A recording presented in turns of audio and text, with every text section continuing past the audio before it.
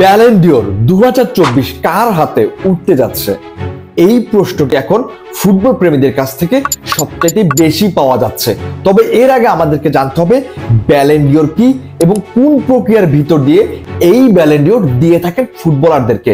আপনারা সবাই জানেন ফ্রান্স ফুটবল কর্তৃক এই অ্যাওয়ার্ডটি দিয়ে থাকেন এবং 1956 সাল থেকে এখন পর্যন্ত প্রতি বছর এই অ্যাওয়ার্ডটি দিয়ে থাকেন এবং এই অ্যাওয়ার্ডটি সর্বোচ্চবার জিতেছেন লিওনেল মেসি, যার ব্যালন ডিওর সংখ্যা 8টি, এবং দ্বিতীয় অবস্থানে আছেন ক্রিস্টিয়ানো রোনালদো, যার ব্যালন ডিওর সংখ্যা 5টি। সুতরাং আজকের এই ভিডিওতে আমরা জানার ট্রাই করব এই সিজনে কারা আসলে এই ব্যালন ডিওরের জন্য সবার আগে আছেন এবং কোন প্লেয়ারদের হাতে এই ব্যালন ডিওর উঠতে যাচ্ছে। তাছাড়া এই ব্যালন ডিওর অ্যাওয়ার্ড বেশ কয়েকটি ক্যাটাগরিতে দিয়ে থাকেন, যেরকম হচ্ছে Ballon d'Or award, Socrates award, Copa trophy, Yasin trophy এবং হচ্ছে Ballon d'Or dream team, club of the year. এই সকল ক্যাটাগরিতে এই অ্যাওয়ার্ডটি দিয়ে থাকেন ফ্রান্স ফুটবল। এবার আসি ব্যালন ডিওর ডেডলাইন কিংবা এর সময়কাল নিয়ে।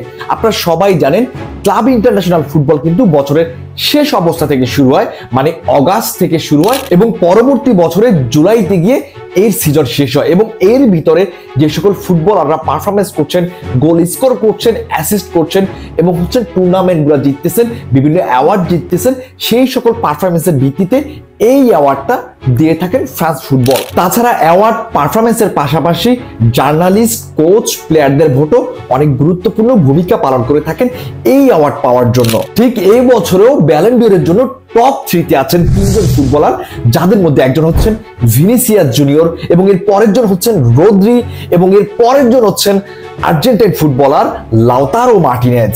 তো চলুন এবার একটু দেখে নেই এই 3 জনের পারফরমেন্স এই বছরে কি রকম ছিল।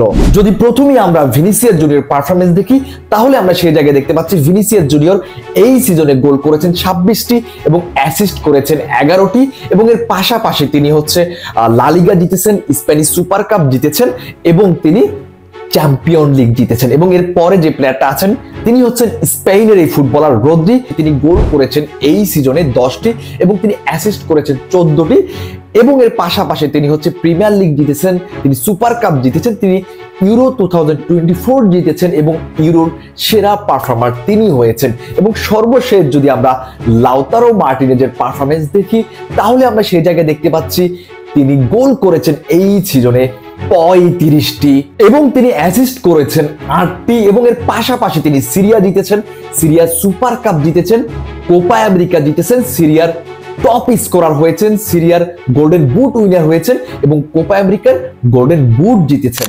সো আপনারা বুঝতেই পারতেছেন এই 3 জনের ভিতর থেকে একজনের হাতে উঠতে যাচ্ছে 2024 এর ব্যালন ডিওর। তবে এখন পর্যন্ত আমরা কেউই নিশ্চিত করে বলতে পারছি না কোন প্লেয়ারটি আসলে এই অ্যাওয়ার্ডটি জিততে যাচ্ছেন। তবে আপনার কাছে কি মনে হয় কোন প্লেয়ার এই অ্যাওয়ার্ডটি জিততে যাচ্ছেন 2023-24 সিজনের ব্যালন ডিওর?